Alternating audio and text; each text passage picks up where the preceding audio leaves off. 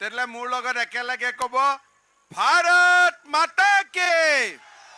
ভাৰত মাতা কি ভাৰত মাতা কি বহুত বহুত ধন্যবাদ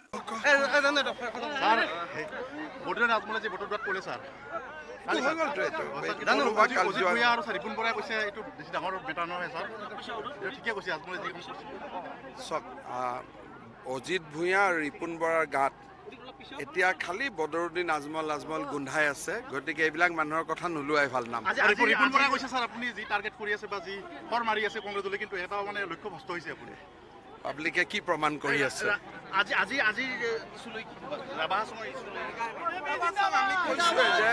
ৰাভা হাছং কাউন্সিলখনক আমি সাংবিধানিক অধিকাৰ দিম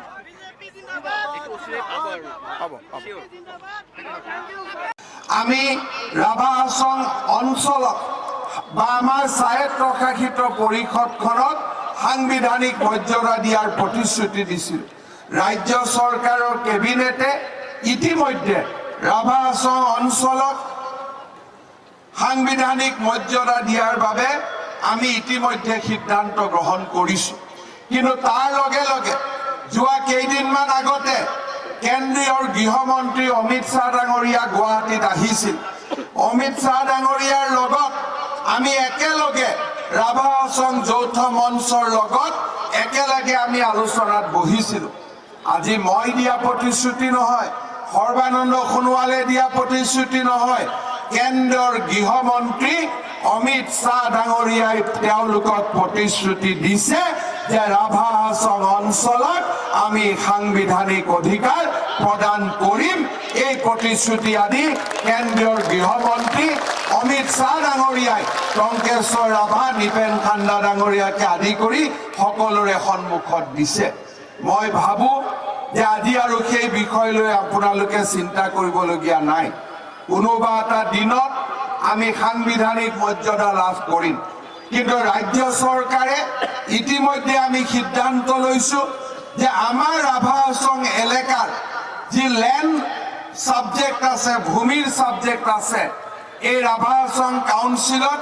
লেণ্ড সাবজেক্ট নাছিলে আমি সিদ্ধান্ত লৈছো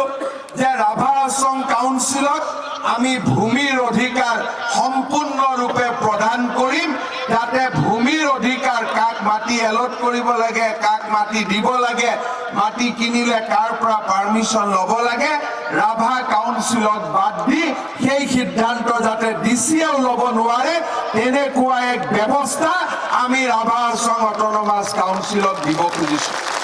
আমি ৰাভা হাছং অঞ্চলক বা আমাৰ স্বায়ত্তশাসিত পৰিষদখনক সাংবিধানিক মৰ্যাদা দিয়াৰ প্ৰতিশ্ৰুতি দিছিল ৰাজ্য চৰকাৰৰ কেবিনেটে ইতিমধ্যে ৰাভা হাছং অঞ্চলক সাংবিধানিক মৰ্যাদা দিয়াৰ বাবে আমি ইতিমধ্যে সিদ্ধান্ত গ্ৰহণ কৰিছো কিন্তু তাৰ লগে লগে যোৱা কেইদিনমান আগতে কেন্দ্ৰীয় গৃহমন্ত্ৰী অমিত শ্বাহ ডাঙৰীয়া গুৱাহাটীত আহিছিল অমিত শ্বাহ ডাঙৰীয়াৰ লগত আমি একেলগে ৰাভা হাছং যৌথ মঞ্চৰ লগত একেলগে আমি আলোচনাত বহিছিলো আজি মই দিয়া প্ৰতিশ্ৰুতি নহয় সৰ্বানন্দ সোণোৱালে দিয়া প্ৰতিশ্ৰুতি নহয় কেন্দ্ৰৰ গৃহমন্ত্ৰী অমিত শ্বাহ ডাঙৰীয়াই তেওঁলোকক প্ৰতিশ্ৰুতি দিছে যে ৰাভা হাছং অঞ্চলত আমি সাংবিধানিক অধিকাৰ প্ৰদান কৰিম এই প্ৰতিশ্ৰুতি আদি কেন্দ্ৰীয় গৃহমন্ত্ৰী অমিত শ্বাহ ডাঙৰীয়াই টংকেশ্বৰ ৰাভা নিপেন খাণ্ডা ডাঙৰীয়াকে আদি কৰি সকলোৰে সন্মুখত দিছে মই ভাবো যে আজি আৰু সেই বিষয় লৈ আপোনালোকে চিন্তা কৰিবলগীয়া নাই কোনোবা এটা দিনত আমি সাংবিধানিক মৰ্যাদা লাভ কৰিম কিন্তু ৰাজ্য চৰকাৰে ইতিমধ্যে আমি সিদ্ধান্ত লৈছো যে আমাৰ ৰাভা হাছং এলেকাৰ যি লেণ্ড সাবজেক্ট আছে ভূমিৰ সাবজেক্ট আছে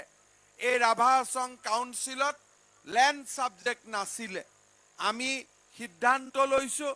যে ৰাভা হাছং কাউন্সিলক আমি ভূমিৰ অধিকাৰ সম্পূৰ্ণৰূপে প্ৰদান কৰিম যাতে ভূমিৰ অধিকাৰ কাক মাটি এলট কৰিব লাগে কাক মাটি দিব লাগে মাটি কিনিলে কাৰ পৰা পাৰমিশন ল'ব লাগে ৰাভা কাউন্সিলক বাদ দি সেই সিদ্ধান্ত যাতে ডিচিএও ল'ব নোৱাৰে তেনেকুৱা এক ব্যৱস্থা আমি ৰাভা হাছং অট'নমাছ কাউন্সিলক দিব খুজিছোঁ, যাতে সকলো জাতি জনগোষ্ঠীয়ে নিজৰ নিজৰ মাটি, নিজৰ নিজৰ ভূমি তেওঁলোকে যাতে নিৰাপদভাৱে তেওঁলোকে ৰক্ষণাবেক্ষণ দিব পাৰে। ডিচি থাকিব, কিন্তু ডিচিয়ে কাম কৰাৰ আগতে কাউন্সিলক সুধিব লাগিব যে এই ব্যক্তিজন বিদেশী নেকি, এই ব্যক্তিজন ৰাভা হাছং অঞ্চলৰ হয়নে নহয়, এই ব্যক্তিজনৰ নাম ভোটাৰ তালিকাত কিমান দিনৰ পৰা আছে, আৰু যেতিয়া আমি গম পাম যে এই ব্যক্তিজনৰ নাম ভোটাৰ তালিকাত আছে, এই ব্যক্তিজন এই অঞ্চলৰ স্থায়ী বাসিন্দা, তেতিয়াহে তেওঁলোকে বাকী মাটিৰ অধিকাৰ লাভ কৰিব। দিনক দিনে যদি কোনোবা জাগাৰ পৰা ইয়ালৈকে মানুহ আহি থাকে, তেওঁলোকক আমি কেতিয়াও মাটিৰ অধিকাৰ দিব নোৱাৰো, সেই কথা আমি সকলোৱে জানো, আৰু সেই ধৰণে আজি আমি আগবাঢ়ি যাব বিচাৰিছো। আপোনালোকে জানি ভাল পাব যে আমাৰ জনজাতীয় ভাষা ৰক্ষাৰ দায়িত্ব আমাৰ চৰকাৰসমূহে কেতিয়াৰ পৰাই ল'ব লাগিছিল, কিন্তু আজি মাতৃভাষাত শিক্ষা হেৰাই যোৱা কাৰণে আমাৰ জনজাতীয় ভাষাসমূহ লাহে লাহে বিলুপ্তি হৈ গৈ আছে। গাৰোৱে হওক, ৰাভাই হওক, হাজঙে হওক, সকলোৱে নিজৰ নিজৰ ভাষা, তেওঁলোকৰ মাতৃভাষা আছে, নিজৰ নিজৰ থলুৱা সাজ পোছাক আছে, কিন্তু এই মাতৃভাষাত শিক্ষাৰ ব্যৱস্থা নোহোৱা কাৰণে অসমীয়া, ইংৰাজী, হিন্দী এই ধৰণে আমি শিক্ষা দিয়াৰ বাবে লাহে লাহে আমাৰ অসমৰ পৰা বহুত ভাষা হেৰাই যোৱাৰ পথত আজি আগবাঢ়ি গৈছে। আমাৰ নৰেন্দ্ৰ মোদী ডাঙৰীয়াই নতুন ৰাষ্ট্ৰীয় শিক্ষা নীতি আনিলে, তেখেতে এতিয়া সিদ্ধান্ত লৈছে যে ক্লাছ 5লৈকে কোনেও ইংলিছ মিডিয়ামত নপঢ়িব, নিজৰ নিজৰ মাতৃভাষাতেই ক্লাছ 5লৈকে তেওঁলোকে পঢ়িব লাগিব। ইয়াৰ পৰিপ্ৰেক্ষিতত যি গাঁৱত ৰাভা থাকে, যি গাঁৱত হাজং থাকে, যি গাঁৱত বড়ো মানুহ থাকে, যি গাঁৱত কোচ ৰাজবংশী মানুহ থাকিব, যি গাঁৱত অসমীয়া ভাষী লোক থাকিব, তাৰ ল'ৰা ছোৱালীৰ অধিকাৰ হ'ব যে মই কি ভাষাত পঢ়িম। ইতিমধ্যে আমি সকলো ঠিক ঠাক কৰি লৈছোঁ। এতিয়া আমাৰ জনজাতীয় ভাষাৰ শিক্ষক নাছিলে, খুব কম দিনৰ ভিতৰতে আমি অসমৰ ট্ৰাইবেল কমিউনিটিবিলাকৰ পৰা মেইনলি 43,000 শিক্ষক আমি নিযুক্তি কৰিম, যাতে তেওঁলোকে নিজৰ নিজৰ ভাষাত ক্লাছ 5লৈকে শিক্ষাদান দিয়াব পাৰে। যি আমাৰ ৰাভা মিডিয়ামৰ কথা আছিল, এই সমস্যা এতিয়া নিজে নিজে সমাধান হৈ যাব, যে ক্লাছ 5লৈকে ইচ্ছা কৰিলেও এতিয়া আমি ইংলিছ মিডিয়ামত পঢ়িব নোৱাৰিম। মোৰ যদি ল'ৰাক মই ইংলিছ পঢ়াব খোজো, চৰকাৰে অনুমতি নিদিব।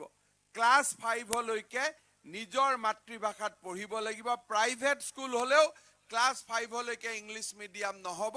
ক্লাছ 5লৈকে নিজৰ মাতৃভাষাতে পঢ়িব। ল'ৰা ছোৱালীৰ অধিকাৰ থাকিব, ল'ৰা ছোৱালীয়ে পাব লাগিব।